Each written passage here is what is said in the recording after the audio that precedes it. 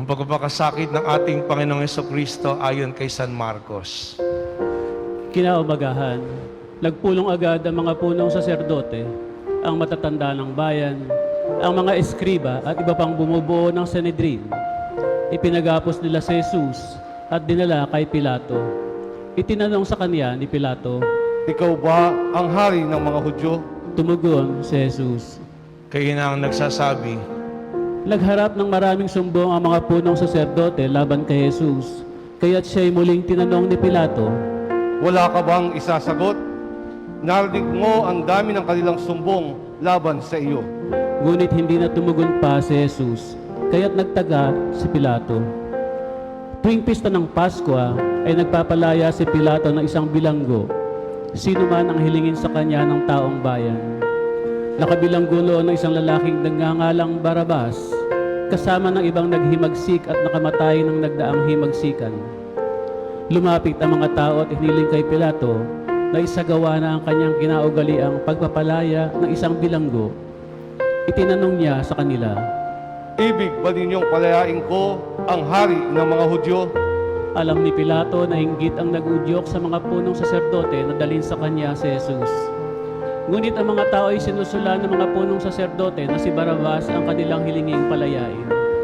Kung gayon, ano ang gagawin ko sa taong ito na tinatawag ninyong hari ng mga Hudyo?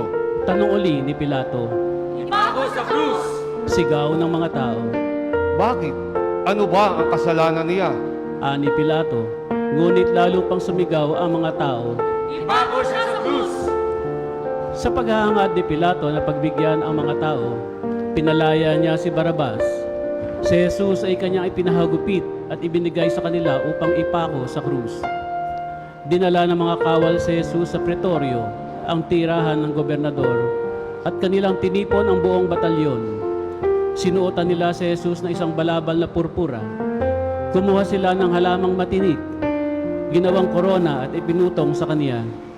At siya'y patuyang nagpugay at bumati sa kaniya. Mabuhay ang hari ng mga Hudyo! Siya'y pinaghahampas nila ng tambo sa ulo, pinaglulurhan at palibak na niluhod-luhuran. At matapos kutyain, siya'y inalisan nila ng balabal. Sinuota ng sariling damit at inilabas upang ipako sa krus. Nasa lubong nila ang isang lalaking galing sa bukid, si Simon na taga Cirene, ama ni na Alejandro at Rufo. Pilit nilang ipinapasan sa kanya ang krus ni Jesus. At kanilang dinala si Jesus sa lugar na kung tawagin Golgota, ibig sabihin, puok ng bungo. Siya'y binigyan nila ng alak na may kahalong mira, ngunit hindi niya ininom. Ipinako siya sa krus at nagsapalaran sila upang malaman kung alin sa kanyang mga damit ang mapupunta sa bawat isa. Ikasyam ng umaga na ipako nila sa krus si Jesus. Sa itaas ng krus, isinulat nila ang sakdal laban sa kaniya. Ang hari ng mga Hudyo. 2 tulisan ng kasabay niya ipinako sa krus, isa sa kanan niya at isa sa kaliwa. Sa gayoy natupad ang nasa saad sa kasulatan. Ibinilang siya sa mga salarin. Nilibak siya ng mga nagdaraan na tatango-tangong nagsabi, Di ba ikaw ang igiba ng templo? Hindi magtatayo nito sa loob ng 3 araw? Iligtas mo ngayon ang iyong sarili. Bumaba ka sa krus! Kinutya rin siya ng mga punong saserdote at ng mga eskriba at ang sabi ng isa't isa. Iligtas niya ang iba. Kung hindi maligtas ang sarili, makita lang natin bumaba sa krus. Ang Mesiyas na iyan, hari ng Israel. Maniniwala tayo sa kanya. Inalipusta rin siya ng mga nakapakong kasama niya. At nagdilim sa buong lupain mula sa tanghaling tapat hanggang sa 3 ng hapon. Nang mag-iikatlo ng hapon, si Jesus ay sumigaw, Eli, Eli, lema sabachthani. na ang ibig sabihin, Diyos ko, bakit mo ako pinabayaan? Narinig ito ng ilan sa mga nakatayo roon at kanilang sinabi, Pakinggan ninyo, pinatawag niya si Elias. may tumakbo at kumuha ng espongha. Ito'y binasa ng maasim na alak at pagkatapos ay inilagay sa dulo ng isang tambo at ipinasipsip kay Jesus. Sabi niya, Tingnan nga natin kung darating si Elias upang ibaba siya. sumigaw ng malakas si Jesus at nalagutan ng hininga. Magsiluhod po tayo.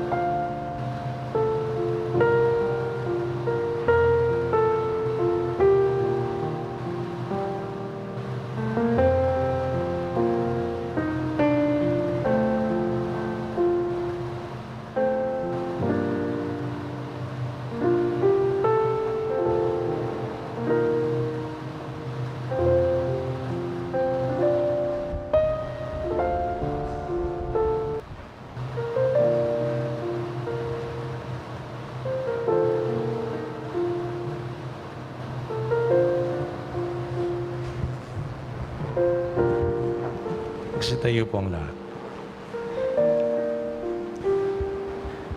Biglang nagawak sa gitna ng ang tabing ng templo, mula sa itaas hanggang sa ibaba. Nakatayo sa harap ng krus ang isang kapitan ng mga kawal at kanyang nakita kung paano namatay si Jesus. Kaya't sinabi niya, Tunay ngang anak ng Diyos ang taong ito. Ang pasyon ng Panginoon.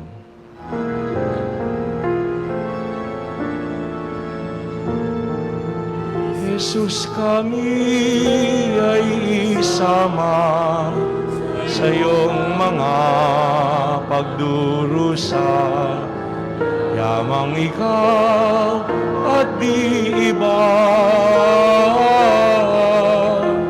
sakdala namin sa tuwina, luwalhati ng lahat na. Magsiupo po ang lahat.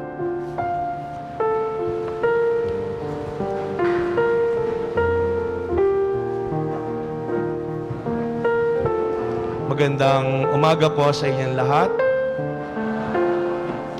Ngayon ay linggo ng pagpapakasakit ng ating Panginoon. O kumisan, tinatawag natin linggo ng palaspas. At ito na po ang hudyat na pumapasok na tayo sa tinatawag na Semana Santa, ang huling linggo sa panahon ng Kwaresma. O kung tawagin natin sa Tagalog ay mga mahal na araw. At sa mga araw na ito, mahalaga para sa atin na lubos tayong magnilay sa ating pananampalataya. Higit nating damahin at balikan ang paghihirap, ang pag-aalay ng Panginoon ng kanyang buhay para sa ating kaligtasan. Kaya nga napakapalad natin na bilang isang bansa na mas nakahihigit ang bilang ng mga Kristiyano, nandun yung pagbibigay sa atin ng pagkakataon na talagang may pagdiwang natin ang mga bagay na ito.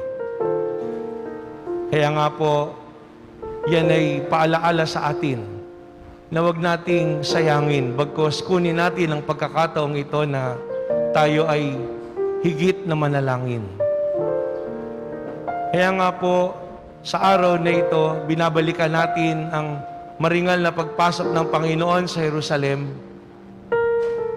Ginawa natin ang alaala sa pagsisimula ng banal na pagdiriwang.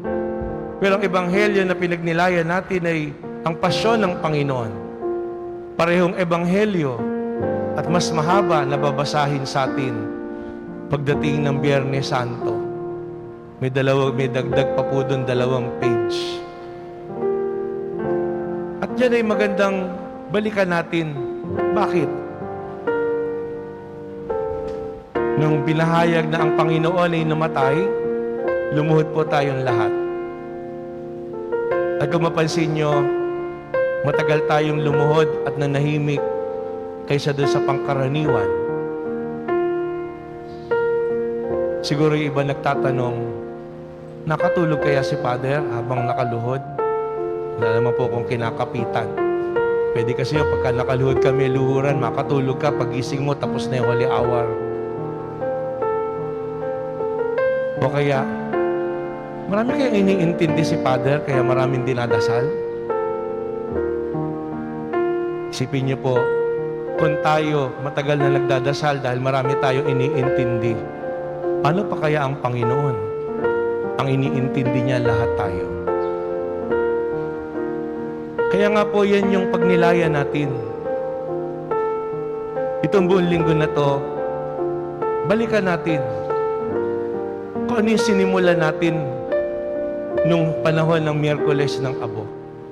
Panyaya sa atin na higit tayo magdasal, magbalik loob sa Diyos, at gumawa ng mabuti.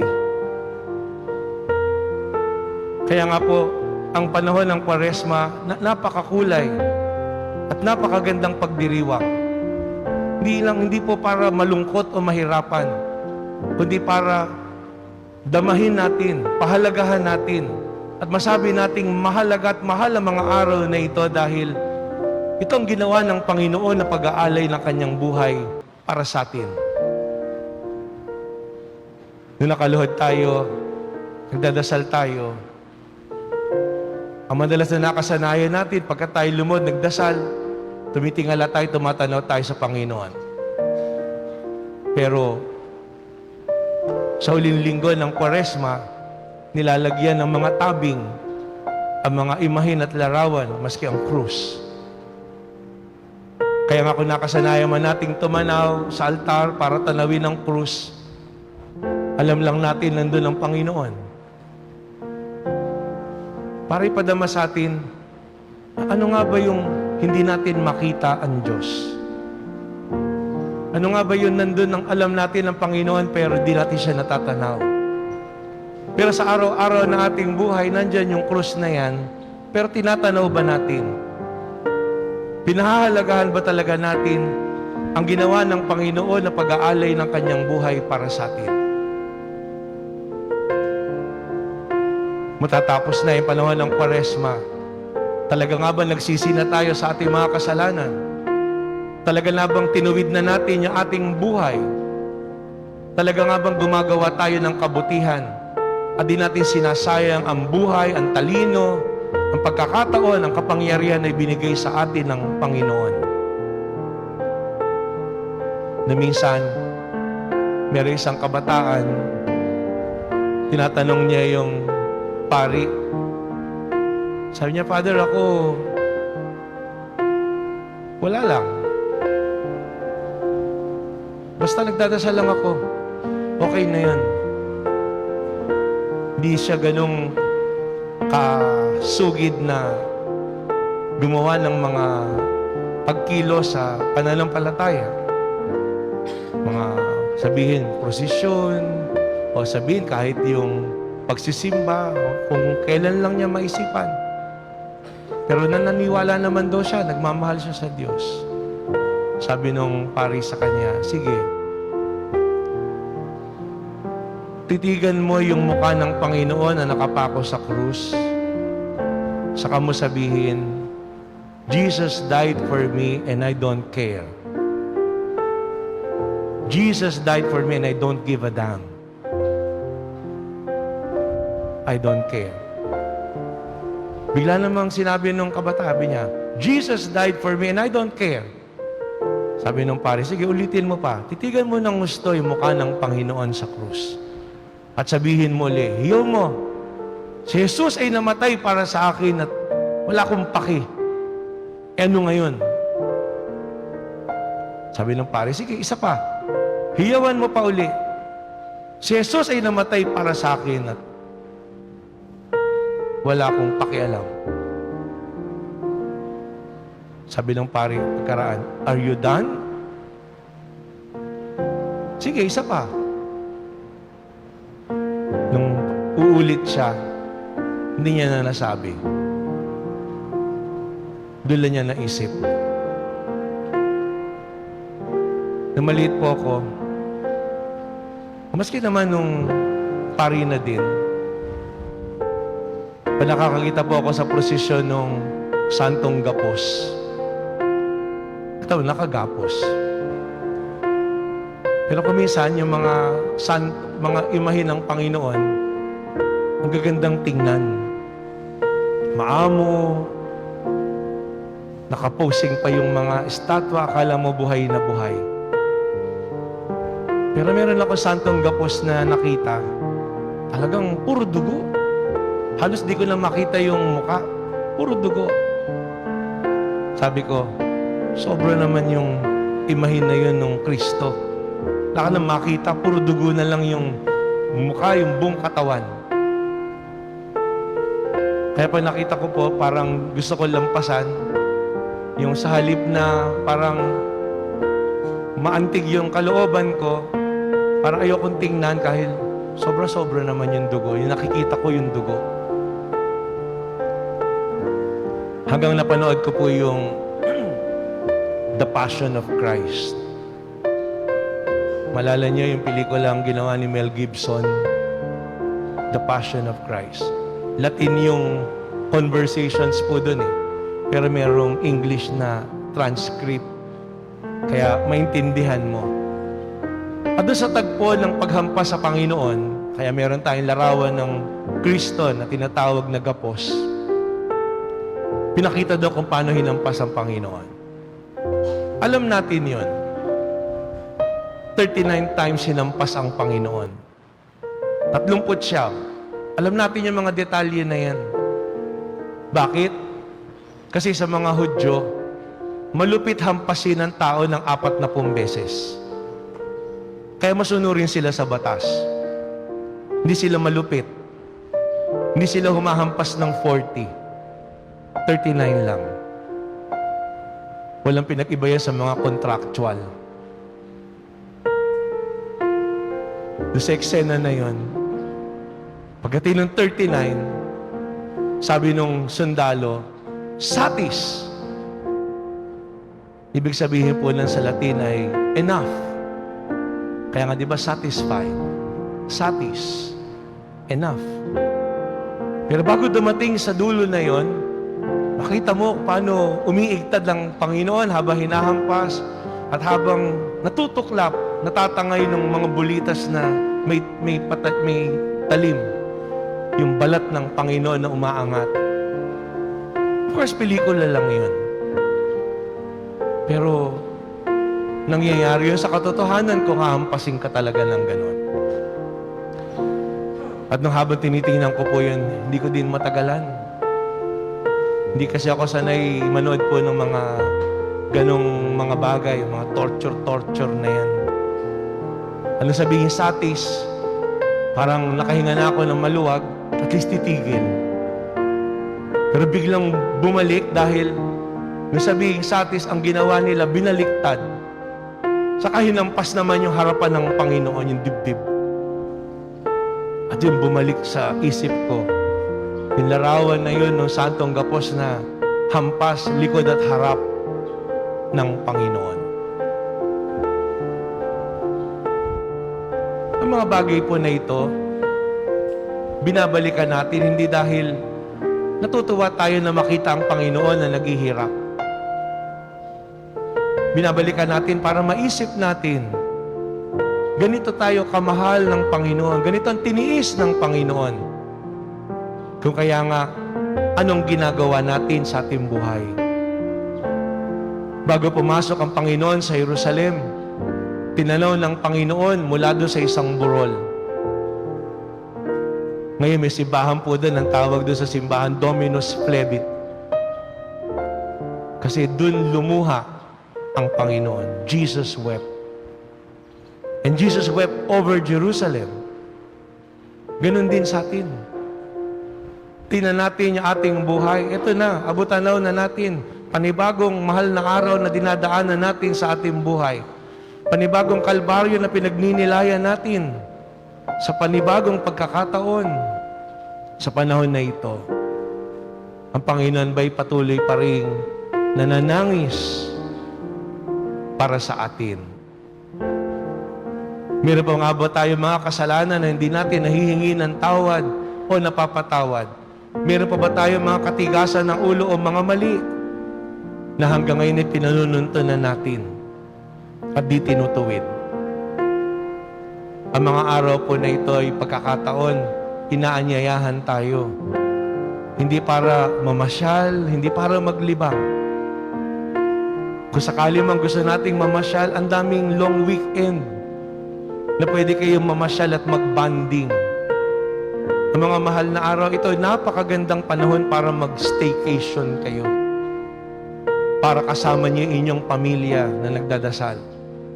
Dahil para saan ba lahat ang mga bagay na ginagawa natin sa ating buhay sa buong taon o sa lahat ng araw ng ating buhay, kundi sa mag-anak natin.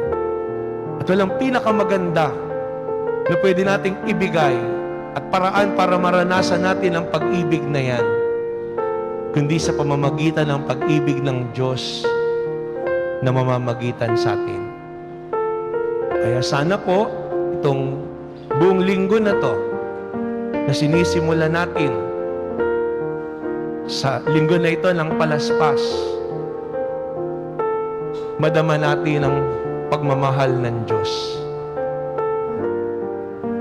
Sabi nga po doon sa isa nabasa kong pagninilay, from palm leaves to the palm of Jesus. Kung minsan sasabihin, di ba, may commercial yung bangko, you're in good hands. And we are indeed in good hands. The best hands, the hands of Jesus. Kung winawagayway natin yung palaspas bilang pagpupugay at pagsalubong sa Panginoon, alalahanan natin kung nandun yung palm leaves ang Panginoon nang humagayway sa atin, hindi palmera yung dala niya, kundi yung kamay niya mismo. At yung kamay na yon, bubutasan ng pako, yun yung paghihirap ng Panginoon. Kaya yan po yung taglayin natin. Ang mga gagawin natin, ang mga ritual, itong mahal na araw, ngayon yung pagpapabindisyon ng palaspas, yun ang tanong. Natutuwa tayo, sinasalubong natin ng Panginoon. Kumakaway ba sa atin ng Panginoon at natutuwa? Dahil sa ginagawa natin sa ating sarili. Magkakaroon tayo ng prosesyon. Yung mga prosesyon, ano yan? Manunood lang ba tayo? Spectacle nga lang ba yan? Titingnan lang natin kung gaano kagagara yung mga damit, gaano kagaganda yung mga puon, gaano kagaganda yung mga ayos. O pagkakataon dito para tayo magdasal, para tayo magnilay, na lalong higit sa mga bata, makita nila, eto, catechesis po yan eh. Hindi yan pabonggahan, hindi yan pagandahan, hindi yan kwentuhan o forma. Sa pagpuprosesyon natin, napakahalaga na nandun na tayong magdasal. Na magmula sa simula, magdasal ka lang. Tahimik, magdasal ka.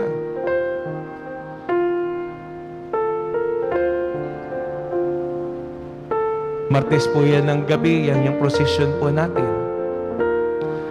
Miyerkules, meron po tayong seremonya sa gabi ng pagpapatay ng kandila, ng mga ilaw, kung tawagin ay tenebre.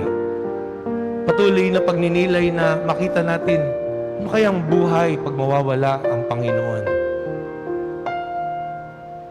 Mga ritual, pero kung tunay na mahalaga at makahulugan para sa atin, inaanyayahan tayo na magnilay, ano nga bang liwanag ng ating buhay? Sabi nga ng Panginoon, paano ko ang kadiliman ng liwanag ng buhay natin? Napakalaking kadiliman nun. Pero kahit gaano kalaking dilim, kahit sampalitong posporo na meron ka, pusikit man, liwanag pa rin at kayang daigin ng kahit gaano kalaking dilim. Yan ang liwanag ng Panginoong Hesus. Tapos po nun, yan, may mga bisita iglesia. Yan ay napakagandang gawain. Pero dapat pagnilayan natin. Hindi mo kailangang makakompleto ng 7 o makakompleto ng 12. Oh. Meron ba magbibisita iglesia, makikipag-away naman sa parking. Oh. Meron ba nagbibisita iglesia, ang ginawa lang, kumain. Kasabay ng bisita iglesia, vlog ng pagkain. O kaya pagbibisita iglesia, basta makapunta lang, tapos makakompleto. Ayan, nakapagbisita iglesia kami. Mulit-muli babalikan. Nagdadasal ba talaga tayo? Do we stay with Jesus? Yun ang sinabi ng Panginoon. Stay with me. So tuwing nagdadasal tayo, nandun, dinadama natin, kasama natin ang Panginoon. Kasama natin hindi lang sa oras ng ating pagdarasal, kasama natin sa ating buhay. Nadarama natin kung paanong ginagabayan. Pinadadama ng Panginoon ang kanyang presensya sa buhay ng bawat isa sa atin. Dito nga po sa atin, kung talagang magbibisita iglesia kayo, dito lang sa Bikarya natin, kompleto na. Santissima, Trinidad, Two Hearts, Holy Spirit, Santa Isabel, Presentasyon, Panasahan, St. Joseph, Baraswain, Katedral. 8 pa nga po yun, kung tutusin. Sa Huwebes, yan po yung ating Paschal Triduum. 3 araw pero isang buong selebrasyon lang po yun. Kaya pag nagtanda tayo ng krus sa Huwebes, sa misa ng pagtatatag ng Banal na Eucharistia, hanggang ang pagsasara na po nun, sa bihilya na ng Pasko ng muling pagkabuhay ng Panginoon, Sabado. Pagkarano, Huwebes, itatampok po yung Santissimo. Yun po yung kadalasan na tradisyonal, ginagawang bisita iglesia, dumadalaw sa mga repository ng simbahan hanggang hating gabi. At tayo, yan yung huling stop ng marami sa atin dito sa ating bikarya. Dahil sa kagandahang loob ninyo na nakalakhan na rin nila, meron tayong karidad, meron kayong handog na anlilugaw. Bago pa nauso yung anli, naghahandog na yung mga taga rito sa atin sa Holy Spirit. Tas, meron din po tayong mga daan ng krus. Sa Huwebes po ng umaga. At kinahapunan ng Biyernes, yan na po yung pagpaparangal sa krus. At alas 6, prosesyon ng paglilibing sa ating Panginoong Hesukristo. At kinabukasan, yun ang mahalaga. Meron iba present ng Huwebes Santo, Biyernes. Tapos pagdating ng Linggo ng Pagkabuhay, absent. Nawala na. Yun ang pinakamahalaga. Kaya natin to ginagawa lahat. Para doon sa bihilya na yun, sa Pasko na yun, na muling pagkabuhay ng Panginoon. Kaya yung iba, Biyernes Santo, kasi doon lang tumigil. Hindi po natatapos sa paghihirap at kamatayan ng Panginoon.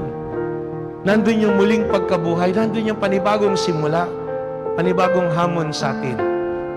At ang bihilya po natin, mas maaga-aga po yan, alas 7 ng gabi. Mahaba po yung pagdiriwang. 1.5 to 2 hours. Ang readings, 7. Marami. Pero kung magdadasal po talaga tayo at pagninilayan natin, napakagandang pagdiriwang. Bakit? Kasi binabalikan natin ang pagmamahal at kabutihan ng Panginoon sa simula ng panahon hanggang sa panahon natin. Pinagdadasal natin di lamang ang ating sarili, kundi ang buong mundo. Kahit yung mga taong hindi nananalig sa Panginoon. Kaya sana po makaisa kayo doon. Tapos sa madaling araw, ang salubong, magmumula po yung Kristo sa Humel Heritage Chapel natin, SPPC, alas 4. At yung kababaihan dito po, tas misa natin dito sa umaga.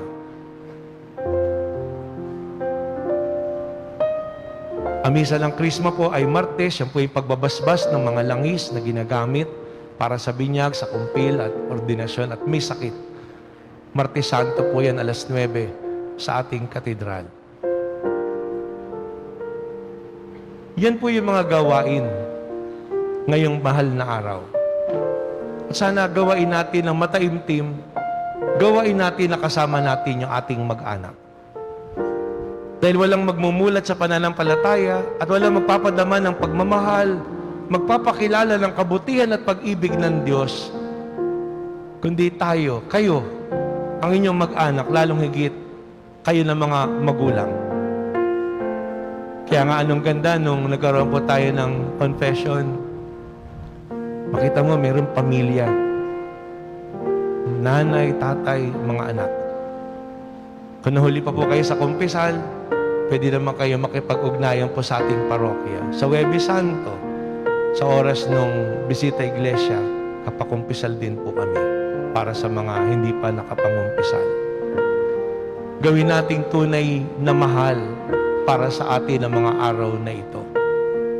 Pagkakataon na Pinagninilayan talaga natin ang ating buhay at ang relasyon natin sa Diyos.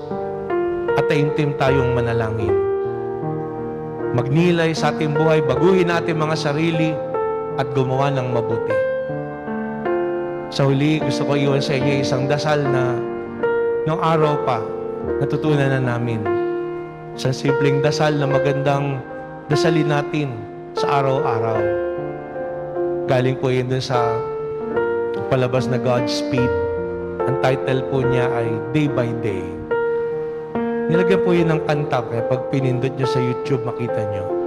Pero ang lyrics po niya, Day by day, Lord, 3 things I pray. So sa araw-araw, sa bawat paglipas ng araw, 3 lang yung hiling ko, Panginoon. Day by day, 3 things, O Lord, I pray. Sabihin nga po natin, day by day, 3 things, O Lord, I pray. Ito pa yung una. To see you more clearly. Sabihin po natin. To follow you more nearly.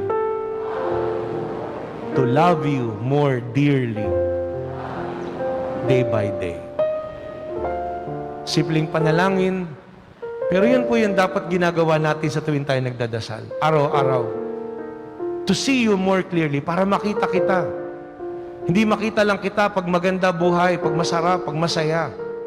Makita kita kahit may sakit, kahit may pagsubok, kahit may problema, kahit may pag-uusig, kahit may kahirapan, kahit may kamatayan. To see you more clearly. To follow you more nearly. Na sinusundan kita kaya maigi buhay ko o blessing. Hindi, sinusundan din kita. Kahit katulad mo, nandun yung mga paglibak at mga pag-uusig at paghihirap o pagtanggi. To love you more dearly. Maibig ka. Ibigin di lang yung mga umiibig. Mabuti, hindi lamang sa mga mabuti sa akin. Kundi ibigin yung mga tao hindi makagaganti sa kabutihan at pagmamahal mo. To love you more dearly, day by day. Nawa, ang mga mahal na araw na ito, ang mga oras na ito sa Semana Santa, maging daan para sa ating higit na pag-ibig, pananampalataya at pag-asa na ibabahagi natin sa bawat isa.